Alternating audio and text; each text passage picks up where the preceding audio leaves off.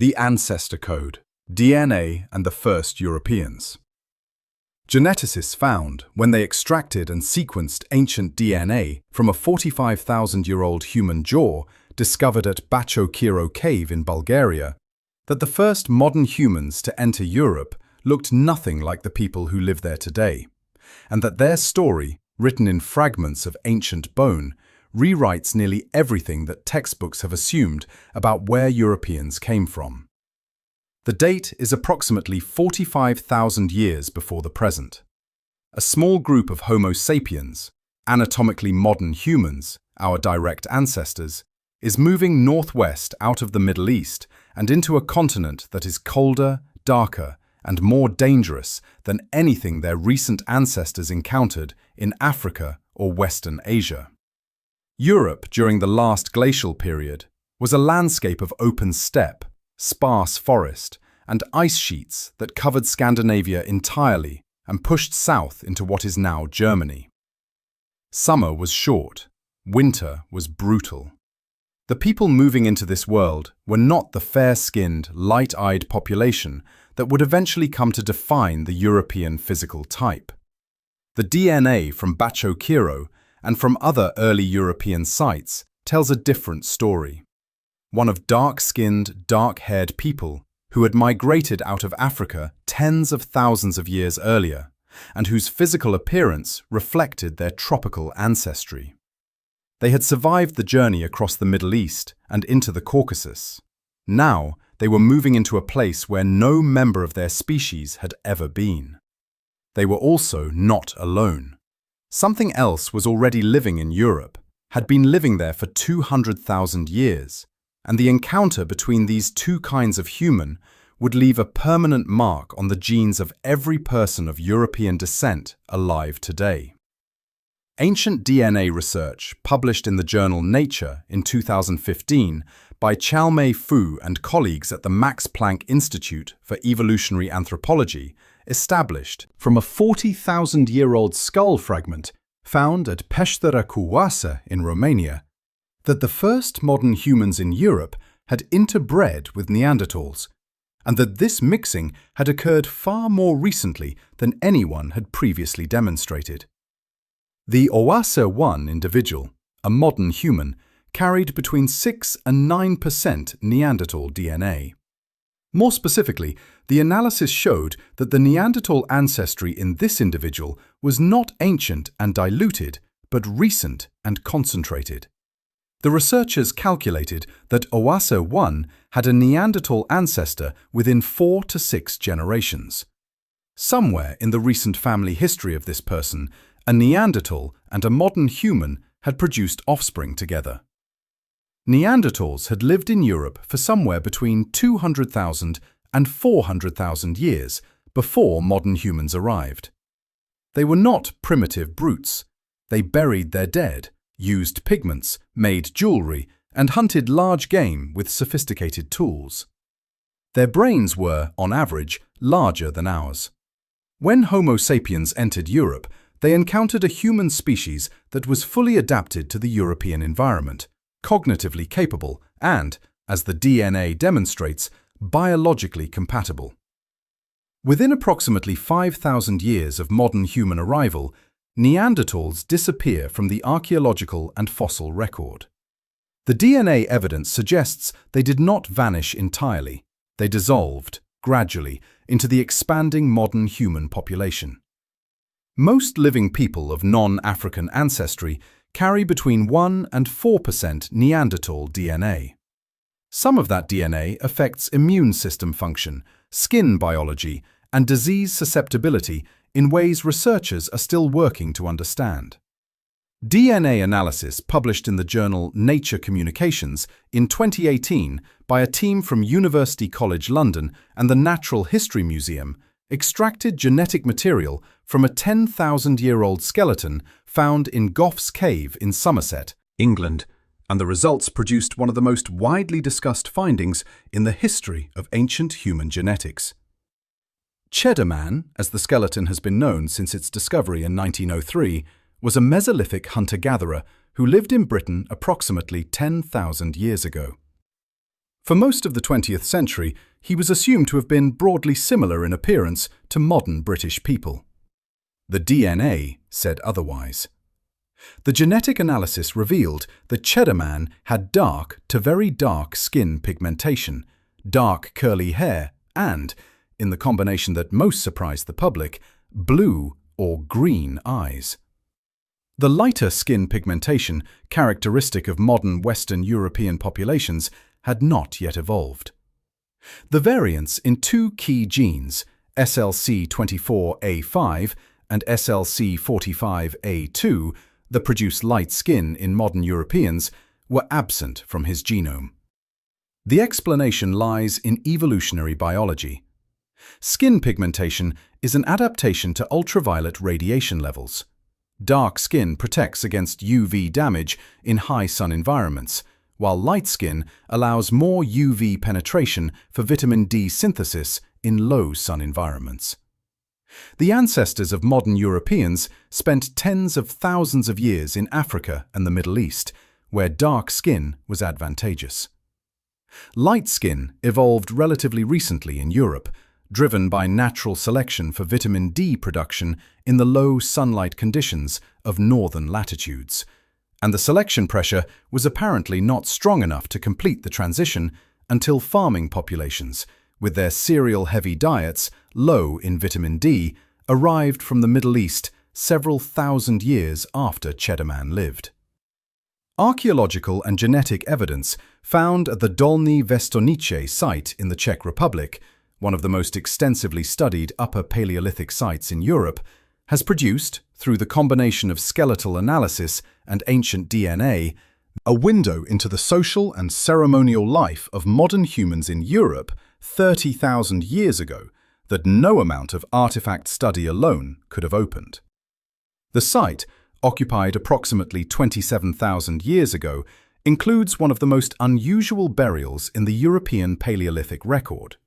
3 individuals interred together in a single grave, their bodies arranged in an intimate configuration and covered with red ochre, iron oxide pigment that was used consistently across tens of thousands of years of human prehistory in burial contexts across multiple continents. The meaning of the ochre is not definitively established, but its consistent presence in burial contexts suggests an association with blood, life, and the transition to death that was widespread in early human cultures. DNA analysis of the 3 Dolní Věstonice individuals revealed that 2 were male and 1 female, and that none were closely related by first-degree kinship, not siblings or parent and child. Their specific relationship and what the burial arrangement signified remains open to interpretation. Among the objects buried with them were personal ornaments, perforated animal teeth, ivory beads, and worked shells. Objects requiring significant labor to produce, documenting a symbolic life of considerable complexity. The Venus figurines, found across a wide arc of Paleolithic European sites, including at Dolní Věstonice, represent an artistic tradition spanning thousands of years, whose meaning and social function ancient DNA has illuminated in some dimensions, but not yet fully resolved. Population genetic research, synthesized across dozens of ancient European genomes, has established a clear picture of the Western hunter-gatherers. The group of people who occupied Europe from roughly 45,000 years ago until the arrival of farming populations from Anatolia approximately 9,000 years ago, and of the genetic legacy they left in every European alive today. The Western hunter-gatherers were the descendants of the first modern humans to enter Europe, filtered through the genetic bottleneck of the last glacial maximum, approximately 20,000 years ago, when ice sheets pushed populations into southern refugia and dramatically reduced genetic diversity. The populations that survived and expanded as the ice retreated after 15,000 years ago were genetically quite uniform compared to earlier and later European populations. Their lifestyle, reconstructed from archaeological evidence and confirmed by isotope analysis of their bones, was based on hunting large and medium-sized game, fishing, and gathering plant foods. Their diet was high in animal protein and relatively low in carbohydrates. Their teeth, examined across multiple skeletal assemblages, show very low rates of dental caries, tooth decay, which increases dramatically in populations that switch to cereal-based agricultural diets. Their skeletal markers indicate high levels of physical activity and, in many individuals, a robustness that reflects lives of sustained physical demand. Remarkably, a piece of birch bark pitch recovered from a Danish site and dated to approximately 10,000 years ago contained ancient human DNA, extracted from the tooth marks left when someone chewed the pitch, perhaps to soften it for use as an adhesive. The DNA matched the Western hunter-gatherer profile and provided a direct biological sample from an individual engaged in an ordinary daily activity. Ancient DNA analysis, published in a landmark 2015 paper by David Reich's group at Harvard and Esker Willeslev's group at the University of Copenhagen, demonstrated that the genetic composition of Europe was transformed approximately 5,000 years ago by a massive migration from the Eurasian steppe. A population movement so rapid and so complete that it replaced the majority of the male lineages in Western and Northern Europe within a few generations. The Yamnaya were a pastoral people from the Pontic-Caspian steppe, the grasslands north of the Black and Caspian Seas in what is now Ukraine and Russia. They herded cattle, sheep, and horses. They used wheeled vehicles, which had been invented in this region. They spoke a language ancestral to the Indo-European family, the language group that would eventually produce Greek, Latin, Sanskrit, the Germanic languages, the Slavic languages, and most of the languages spoken in Europe and South Asia today. The Y chromosome analysis in the ancient DNA record is particularly striking. The paternal lineages carried by Neolithic European farmers were almost entirely replaced by Yamnaya-associated lineages within the archaeological period corresponding to the transition from the Neolithic to the Bronze Age. The statistical signature in the genetic data is consistent with a severe and rapid displacement of the existing male population. Ancient DNA from early Bronze Age skeletons has also identified the earliest known cases of Yersinia pestis, plague, in human remains, dating to the Yamnaya expansion period. The introduction of a highly lethal new pathogen into European populations that had no prior immunity may have contributed to the speed and completeness of the demographic replacement the genetics record. Population genetic and archaeological evidence, analysed jointly by researchers at University College London, the Max Planck Institute, and multiple collaborating institutions, has produced, in a series of papers published between 2020 and 2022, a substantially revised account of how and why lactase persistence, the genetic ability to digest milk sugar into adulthood, spread through European populations. The standard story had been that lactase persistence spread because it gave early farmers a nutritional advantage by allowing them to consume fresh milk. The ancient DNA evidence complicated this picture considerably. Lactase persistence was rare in European populations for thousands of years after cattle were first domesticated and dairy farming was established. The gene frequency did not rise sharply until the Bronze Age and later, long after dairy farming was already a well-established practice. The revised hypothesis, supported by analysis of thousands of ancient genomes alongside pottery residue studies that document dairy fat use in ceramic vessels dating back to the early Neolithic, is that lactase persistence spread primarily under famine and disease conditions, situations in which individuals who could digest fresh milk had a survival advantage over those who could not, because milk remained available when other food sources failed, or populations were reduced by epidemic disease. The Yamnaya expansion period, with its associated plague outbreaks and population disruptions, may have provided exactly these conditions. The cultural consequences of lactase persistence in European populations are visible in the distribution of dairy-centered food traditions, hard and soft cheeses, fermented milk products, butter-based cooking.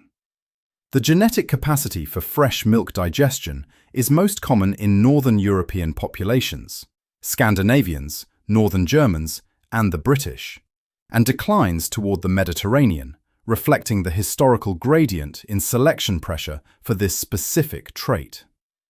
Archaeological evidence found at sites across Paleolithic Europe, interpreted through the lens of ancient DNA population analysis, documents a level of technological and cultural sophistication in the first European modern humans that earlier generations of researchers systematically underestimated, in part because the tools and objects left behind are small and perishable, and in part because assumptions about cognitive capacity followed assumptions about physical appearance that the genetics has now overturned. The oldest known musical instruments in the world are flutes made from vulture bone and mammoth ivory, recovered from sites in the Swabian Jura region of southern Germany, and dated to approximately 40 to 43,000 years ago. These are not simple noisemakers. They are carefully engineered instruments with precisely placed finger holes, requiring both fine motor skill and an understanding of acoustic principles. They are contemporaneous with the earliest modern humans in Europe and postdate the Neanderthal modern human contact period documented in Romania. Ancient DNA analysis of the individuals associated with these sites confirms they were modern humans, genetically similar to other early European hunter-gatherers, and distinct from any Neanderthal genetic contribution at these specific locations. The cognitive capacity to produce complex musical instruments was present in the first Europeans from the moment of their arrival. Female burial contexts across multiple Paleolithic sites contain hunting tools and weapons alongside personal ornaments. Ancient DNA confirmation of sex in skeletal remains associated with projectile points and large game processing equipment has established that women in these communities participated in hunting, a finding consistent with ethnographic data from historic hunter-gatherer societies and inconsistent with the gendered division of labor that was long assumed to characterize all pre-agricultural human groups. Population genetic modeling applied to ancient European genomes has identified several groups of people whose genetic contributions are detectable in modern and ancient DNA, but whose physical remains have never been found, what researchers call ghost populations, present in the statistical signal of the genetic data, but absent from the fossil and archaeological record. The concept of a ghost population describes a situation in which genetic analysis of known individuals reveals ancestry from a source population that does not match any sequenced ancient genome. The excess ancestry must come from somewhere, from a group of people who lived, mixed with others, and left genetic descendants, but whose own skeletons have not yet been recovered or have not survived in a state suitable for DNA extraction. The basal Eurasians, identified in studies of early European and Near Eastern genomes, are one such ghost population, a group that appears to have diverged early from the main out-of-Africa lineage and contributed substantially to the farming populations that entered Europe from Anatolia in the Neolithic, but whose specific geographic location and way of life remain undetermined because no skeletal remains have been assigned to them with confidence. Denisovan ancestry, from a hominin group known primarily from a finger bone and teeth found in Siberia's Denisova cave, has been detected at low levels in some European ancient genomes, suggesting that Denisovans, or a Denisovan-related group, ranged more widely across Western Eurasia than their sparse fossil record indicates. Environmental ancient DNA, genetic material extracted directly from cave sediment rather than from skeletal remains, is increasingly being used to detect the presence of human groups at sites where no bones have survived, extending the geographic range of known populations, and in some cases confirming the presence of ghost populations in specific locations. Scientific synthesis found across ancient DNA studies published in the past decade has established a three-layer model of European genetic ancestry that applies, in varying proportions, to virtually every person of European descent alive today. A model that replaces older notions of ethnic or national genetic purity with a picture of continuous mixture, replacement, and adaptation across 50,000 years of continental history. The three primary ancestral layers are Western hunter-gatherer ancestry, from the people who occupied Europe from the first modern human arrival until the Neolithic; early European farmer ancestry, from Anatolian farming populations who entered Europe beginning approximately 9,000 years ago; and steppe ancestry, from the Yamnaya and related groups whose expansion beginning 5,000 years ago transformed the genetic, linguistic, and cultural landscape of Europe. No modern European population derives from only one of these sources. Every population tested carries ancestry from all three, in proportions that vary with geography and history. Sardinians carry the highest proportion of early European farmer ancestry and the lowest steppe ancestry. Northern and Eastern Europeans carry the highest steppe ancestry. The Western hunter-gatherer signal is present everywhere, diluted but persistent. The ancient DNA record has made a specific and important scientific contribution to questions that have sometimes been asked in political rather than scientific terms. It has demonstrated, with data that no credible researcher disputes, that there is no such thing as a genetically pure European lineage. Every population in Europe is a mixture. The mixtures are different in different places, but the principle is universal.